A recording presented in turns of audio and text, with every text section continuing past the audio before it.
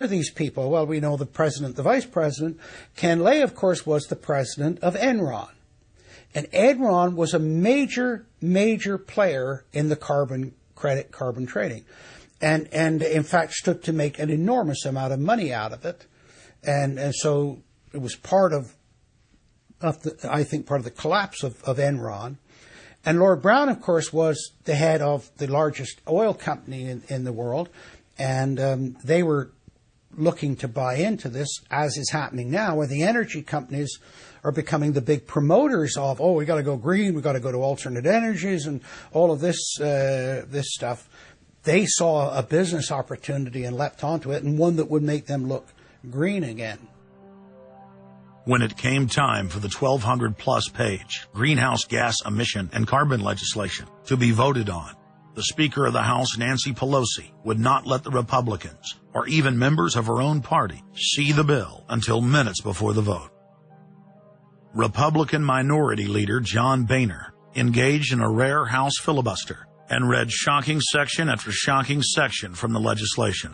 I really hate to do this, but when you file a 300-page amendment at 3:09 a.m., the American people have a right to know what's in this bill and have a right to know what we're voting on.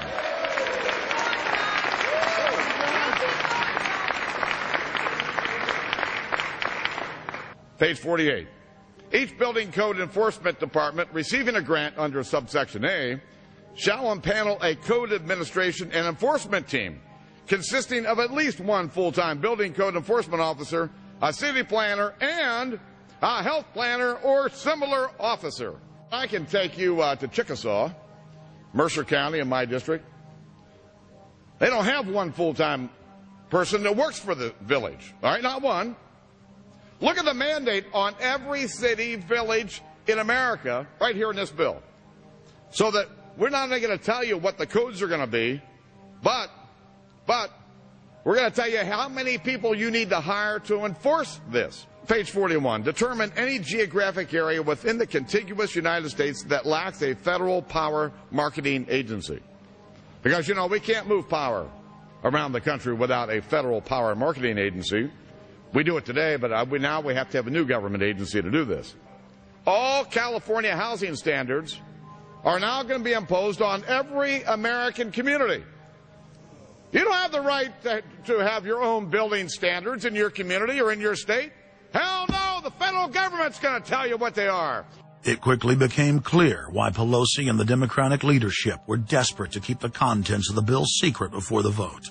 Now, because of this underlying bill, the federal government will virtually have control over every aspect of lives for the American people. It is time to stand up and say, we get to choose. We choose liberty or we choose tyranny. It's one of the two. The underlying bill represents the tyranny and the intervention of the federal government. It's our choice. What will we choose today? Will we choose liberty or will we choose tyranny? And I know that we'll be facing the single moms that heard from last summer. They can't afford the gasoline bill. They can't afford the propane. You didn't do a great thing. You hurt some really decent families struggling, trying to make it, and this is going to be their death knell. It breaks my heart. I yield back. It is, of course, a carbon tax on economic activity, farming, manufacturing, real production here inside the United States. It would tend to shut down even those miserable remains of an industrial economy that we still have after the collapse of the Detroit automakers and their related subcontractors and so forth. Every home and business in the United States would be federally regulated and controlled. Mandatory home inspections will be carried out by federal inspectors, and it's all at the expense of the homeowner. In New York, they're called the Environmental Police. On this day, a surprise visit to a market in Brooklyn's Chinatown. And every day you're not in compliance, you face huge fines. Go to page 235. The Secretary may set and collect reasonable inspection fees to cover the cost of inspections required. So number one, they can come in, the federal government can come in and inspect your house and send you the bill. And if they find that you're out of compliance with this new federal code, the Secretary shall assess a civil penalty for violations of this section.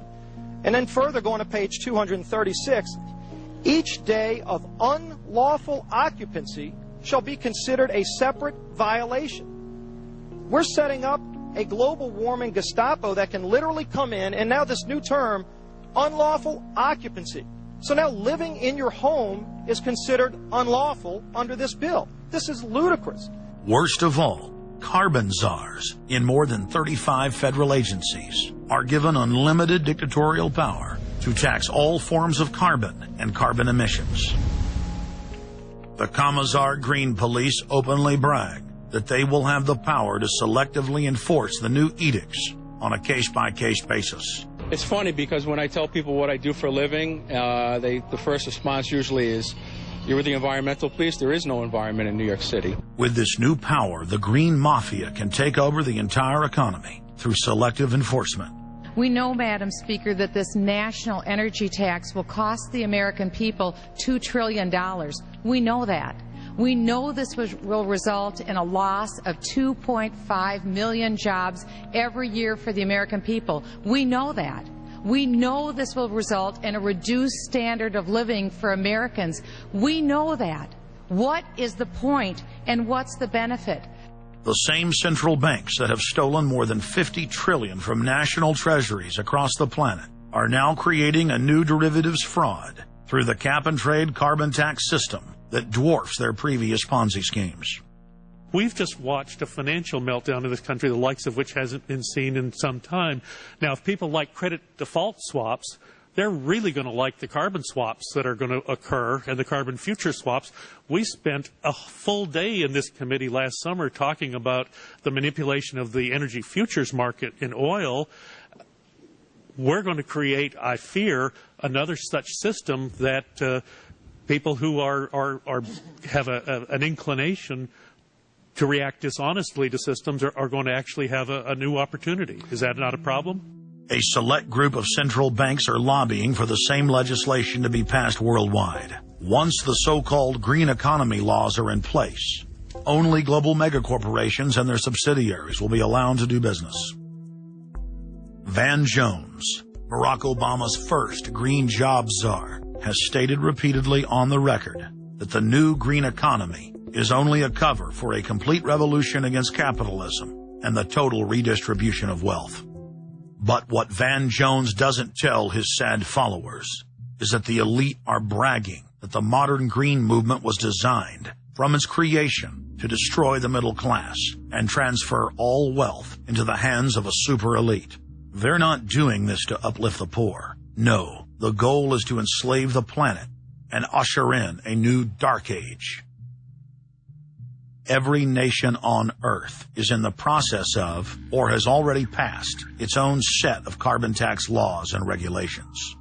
If their plan is successful, every nation on Earth will not only pay tribute to the powerful world government, but every facet of human life will be regulated by the technocratic global planners. Under the carbon tax scheme, China, India, Mexico, and over 150 other nations are exempt from the global tax system. You see, the bankers already own and control the third world. Their final target is the middle class of the West. Once they've dismantled the economies of the United States, Europe, and Japan, they believe no one can stand in their way. In short, the New World Order is a global corporate takeover. In their global corporate state, there is no room for individuality, sovereignty, or independence. As their program begins to face more and more opposition, lawmakers and supporters of the man-made global warming hypothesis want laws to be passed, making it illegal to question their theories. Recently, the head of Greenpeace was forced to admit that the Arctic and Antarctic ice caps grow in the winter and shrink in the summer, and that this is all part of a natural process driven by the tilt of the Earth and the Sun. The cosmic radiation coming from space, the amount reaching the Earth is affected by the strength of the Sun's magnetic field. So the magnetic field of the Sun is almost like a gateway controlling the cosmic radiation reaching the Earth. The magnetic strength of the Sun is also related to the number of sunspots. So they are directly related to changes within the inner structure of the sun. The amount of cosmic radiation reaching the lower atmosphere creates more cloud, right? And cloud forms, you need to have what are called condensation nuclei.